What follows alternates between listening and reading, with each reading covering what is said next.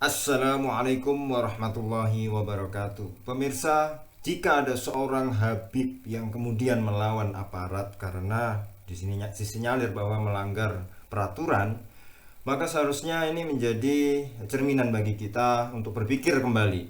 Karena apa? Seharusnya kalau kita mau merujuk, ya namanya Habib mesti kan keturunan Rasulullah SAW atau masih termasuk Ahlul Bait. Nah, kalau kita lihat sebenarnya ya di Ahlul Bait sendiri ada sosok yang paling pantas kita teladani, yaitu Sayyidina Ali bin Abi Thalib. Kita lihat ya bagaimana ketika Sayyidina Ali ya ini menjadi khalifah dan kalah di pengadilan.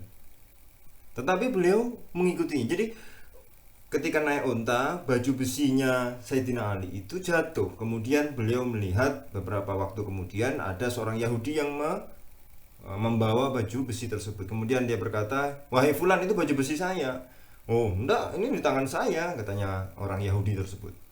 Nah, kemudian Sayyidina Ali, "Yaudah, ini punya saya." Terus kemudian, "Yaudah, kita daripada bingung," kata yang Yahudi tadi, "kita bawa ini pengadilan." Nah, qadhi atau hakim ketika itu adalah Syuraih. Syuraih ini diangkat oleh Khalifah Sayyidina Ali. Ya, jadi ini ibaratnya hakim ini diangkat oleh Sayyidina Ali dan kemudian Sayyidina Ali punya permasalahan seperti ini. Maka putusan hukum ya tetap dijalankan prosedur hukumnya sebagaimana mestinya. Maka Sayyidina Ali yang menuduh bahwa orang Yahudi tersebut mengambil baju besinya, maka Sayyidina Ali harus menghadirkan dua saksi. Ya, dua saksi. Nah, yang pertama adalah bekas budak beliau yaitu Konbaro, dan yang kedua adalah Sayyidina Hasan, ya, putra beliau. Ya, kata Syuraih hakim, ya, Konbaro ini bisa kita terima kesaksiannya, tetapi Hasan tidak. Karena menurut si hakim, bahwa menurut Syuraih yaitu hakim, bahwa kalau ada anak kecenderungannya adalah apa? Kecenderungannya adalah pasti membela bapaknya. Maka cari saksi yang lain. Nah, Sayyidina Ali tidak bisa menemukan. Akhirnya, ya, hakim memutuskan karena tidak bisa menghadirkan dua saksi, Sayyidina Ali dianggap tidak bisa memenangkan gugatan tersebut. Akhirnya ya Sayyidina Ali patuh. Sayyidina Ali patuh terhadap hukum, ya, dan kemudian ya memberikannya itu kepada, ya, memang itu sudah di tangan Yahudi, ya sudah. Akhirnya Yahudi tersebut apa? Melihat bahwa Islam ini adil. Bayangkan khalifah, ya. Kemudian yang angkat hakim ya khalifah tersebut, yang jadi saksi cucu daripada Rasulullah SAW. Tapi benar-benar Islam itu adil sesuai hukum.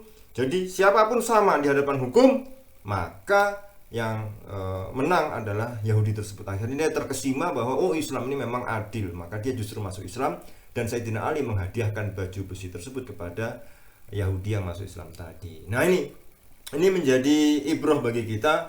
Kalau ada ya orang yang disebut Habib yang keturunan Rasulullah SAW kemudian melawan aparat ketika ada kejadian di PSBB, ya, disuruh muter balik, tidak mau, tetap bersikeras pengen terus, ya, maka sesungguhnya Habib ini tidak meneladani, ya, bagaimana Sayyidina Ali itu patuh terhadap hukum.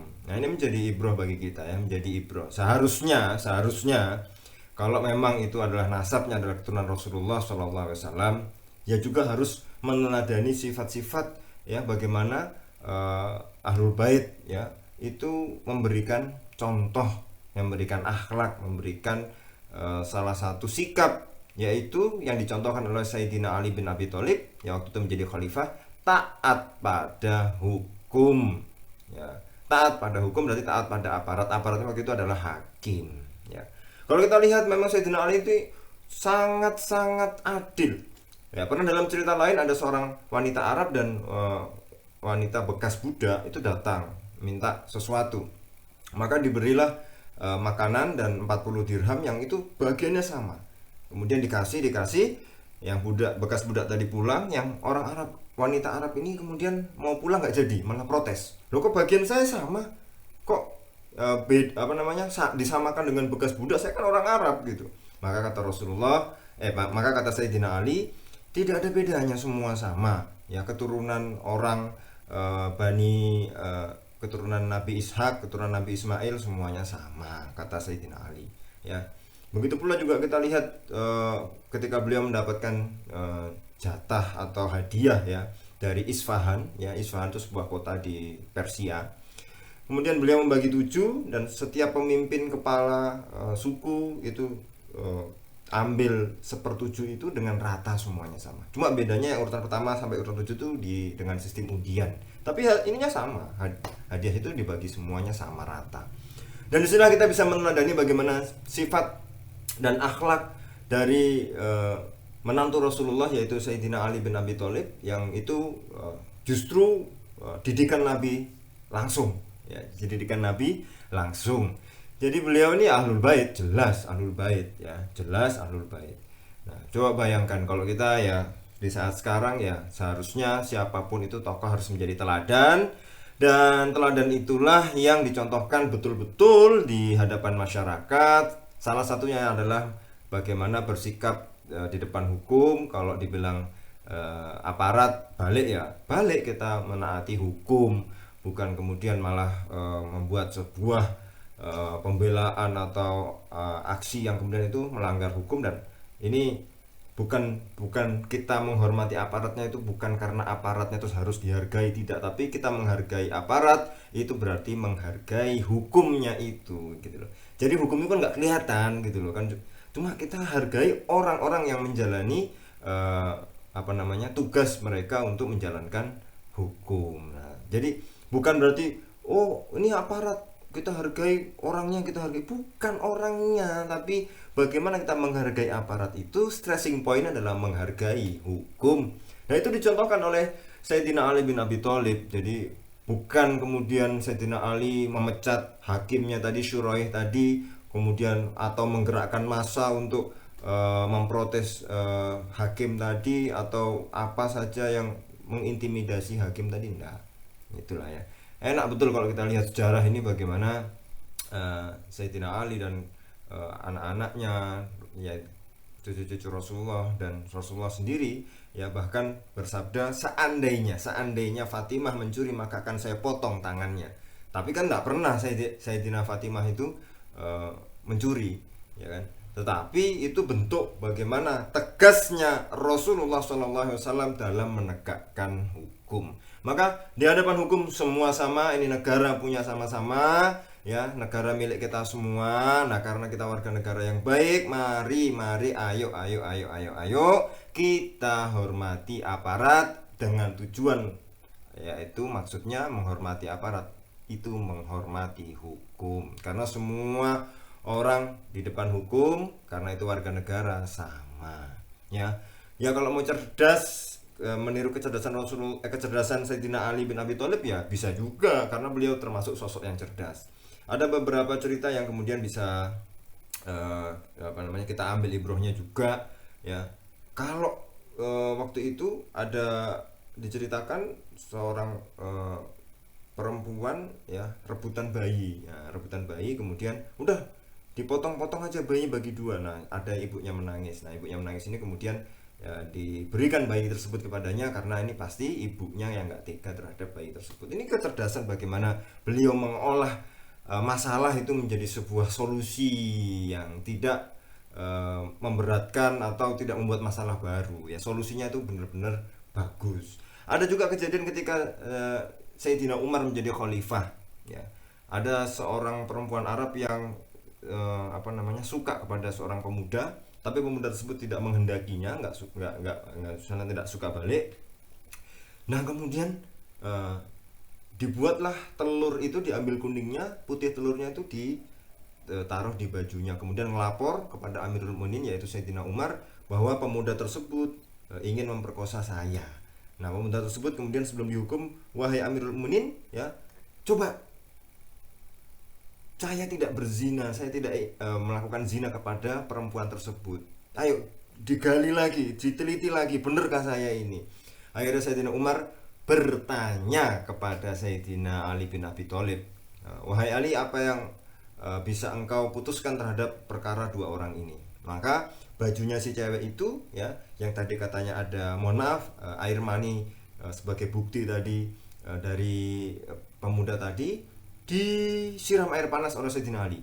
Maka akhirnya mengkristal putih-putihnya itu menjadi suatu bentuk padat ya, dan dimakan oleh Sayyidina Ali. Wah, ini berarti telur. Akhirnya wanita tersebut mengaku bahwa itu adalah akal-akalannya dia untuk menjebak pemuda tersebut, dan itu bisa dipecahkan oleh Sayyidina Ali. Nah ini ya, Rasulullah sendiri bersabda, ana madinatul ilmi wa ali babuha. Saya ini kota ilmu, maka Ali itu, dan Ali itu adalah pintunya.